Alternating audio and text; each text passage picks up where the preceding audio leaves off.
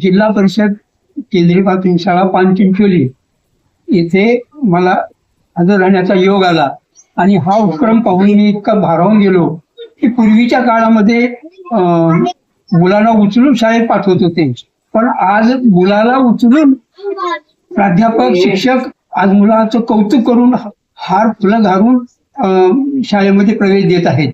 तर हा उपक्रम इतका चांगला आहे की त्याच्यामुळे ग्रामीण भागातली मुलं सुद्धा आपल्या जिल्हा परिषदेच्या शाळेकडे आकर्षित होतील असा माझा एक अंदाज आहे. आज सर्वप्रथम सकाळी आम्ही विद्यार्थ्यांना बोलावून त्यांचं वाजत गाजत बैलगाडीमध्ये नवप्रवेशित बालकांचा शाळेमधून प्रवेश दिंडी काढली आणि प्रवेश दिंडीच्या माध्यमातून गावभर या शाळा सुरू झालेली जनजागृती केली. त्याचबरोबर आम्ही एप्रिल पासून गावामध्ये या शाळेच्या बाबतीत वेगवेगळे उपक्रम सांगत होतो आणि त्या माध्यमातून सलग 3 वर्षापासून आमच्या शाळेचा पट आमच्या उपक्रमाची दखल घेऊन वाढत आहे.